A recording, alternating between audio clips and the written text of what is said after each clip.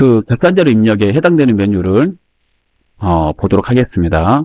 이 부분은요, 자료를 입력만 하면은 자동으로 공개가 되는 사항이고, 그 5가지 항목에, 방금 말한 그 5가지 항목의 메뉴 위치가 어딘지 확인을 하기 위해서 프로그램을 띄우고 보여드리고요. 그 다음에 나머지 사항을 설명드리겠습니다.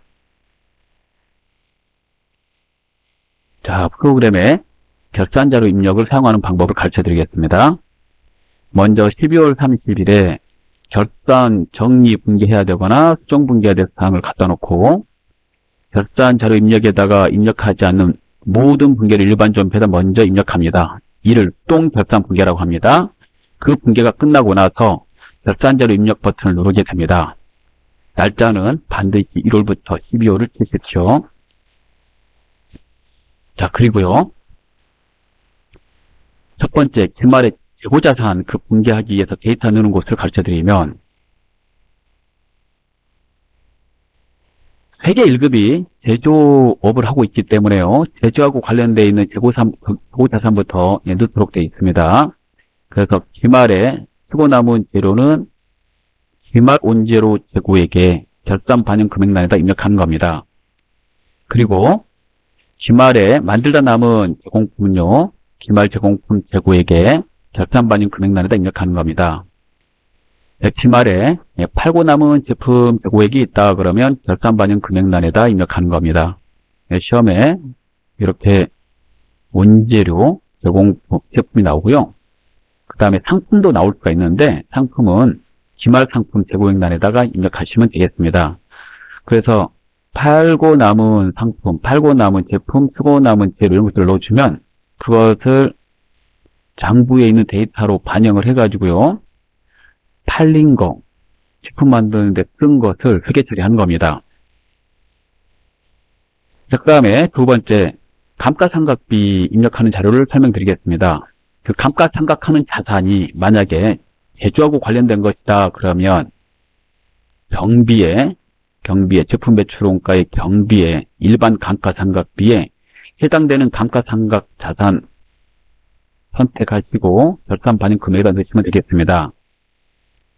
그런데 그게 판매 관리 쪽으로 쓰고 있는 그러한 감가상각하는 자산이다 라고 그런다면요, 좀 아래로 내려가시면 판매비와 일반 관리비가 있고, 거기 쪽에 좀 보시면은 4번에 감가상각비라고 있습니다. 여기에 해당되는 감가상각해야 될 그 금액을 입력하시면 되겠습니다. 그리고 무형자산이라면 그 밑에 보면 무형자산 상각비가 있으니까요, 해당되는 무형자산을 선택하시고 결산 반영 금액에다 입력하시면 되겠습니다. 그럼 대손충당금 설정과 관련해서요, 대손충당금 설정과 관련해서 결산자료 입력 버튼을 이용하면 상당히 좋은데요, 대손충당금 설정을 하고자 한다면 채권 잔액 확인하고 거기에 곱하기 대손추정률 빼기 대손충당금 잔액 이렇게 해서 계산해서 회계 처리해야 되는데, 그 계산을 프로그램에서는 상단에 F8 대손상각을 누르면 자료를 다 가져다 놓고 이거 확인해보고 맞는지 해서 반영하도록 되어 있습니다. 그래서 기본값으로 대손율이 2% 제시되고요. 따라서 시험에 1%로 하라고 그런 다음에 이걸 가만히 내버려 두는 거고, 2%라고 하면 2%만 바꾸면 됩니다. 나머지 잔액은 다 가지고 와요. 그리고 채권권은 다 대손충당금을 설정하는 것이기 때문에 채권이 있다면 12월 30일 현재 채권이 있다면 그 대손충당금 설정할 채권이 있다면 그걸 프로그램이 끌고 옵니다. 끌고 오기 때문에 시험 문제 잘 보시고요. 그 채권 중에서 2개만 대손충당금을 설정할 것이다 그러면 2개만 놔두고 나머지를 다 지워버리셔야 되고요. 그리고 결산 반영을 누르는 겁니다. 그 지우는 방법은, 예를 들어서 외상대 추금 하나만 대손충당금 설정할 것이고 나머지는 하지 않을 것이다 그러면 스페이스바 엔터, 스페이스바 엔터, 스페이스바 엔터, 스페이스바 엔터 이렇게 해서 다 지우고 결산 반영 버튼을 누르는 겁니다. 제가 한 번 눌러보겠습니다. 결산 반영 버튼을 누르면 해당되는 그 금액이 대손충당금 설정하는 메뉴가 판매비와 일반 관리비에 대손상각인데요, 해당되는 채권에 맞춰서 들어갑니다. 물론 여기다 직접 입력하셔도 되는데 그 숫자를 보고 그거보다는 이게 더 빠른 방법입니다. 그리고 매출 채권과 관계되는 거는 판관비 쪽에다가 넣겠지만, 대손상각비니까, 기타 채권은 영업의 비용 처리돼야 되니까, 혹시 기타 채권과 관련되어 있는 대손 충당금 설정이라면, 영업의 비용에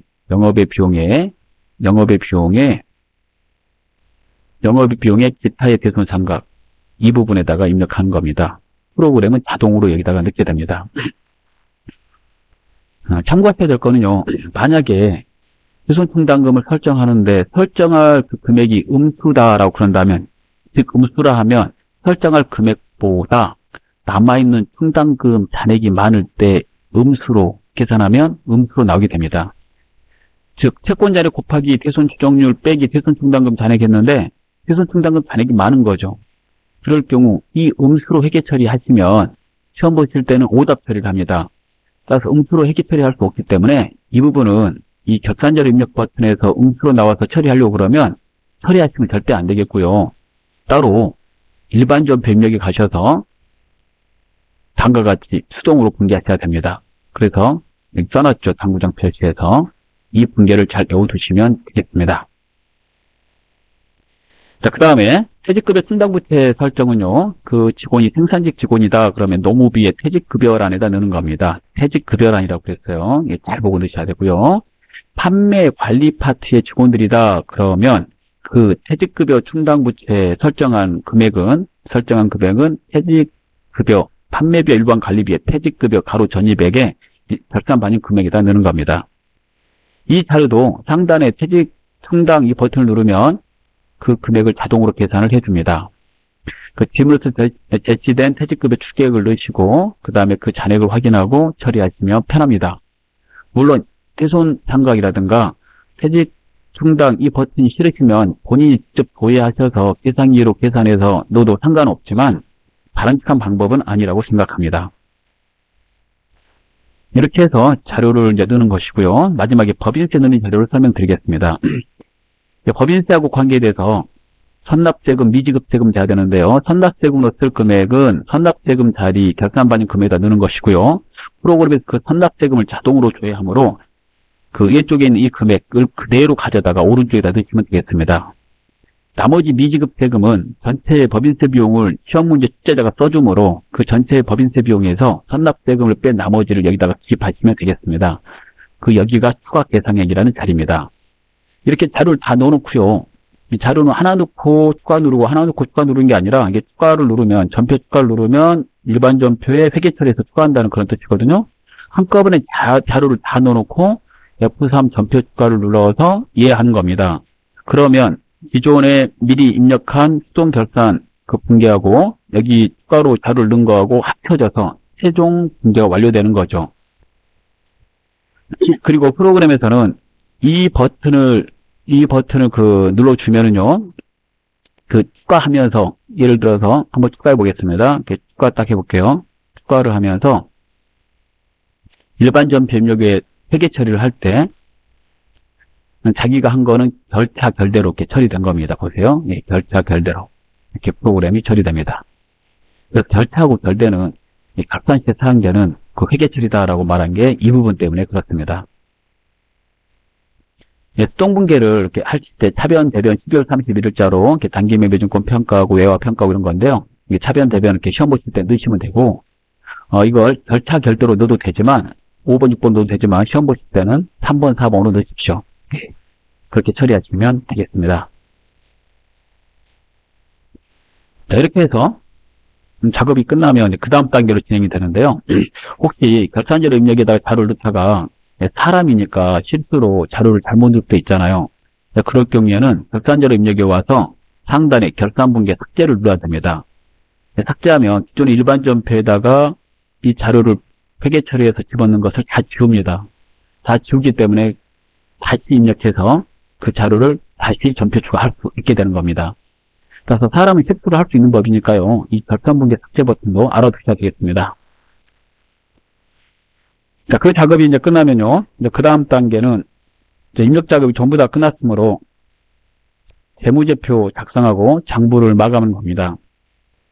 자, 여기까지 해서 마치도록 하겠습니다. 감사합니다.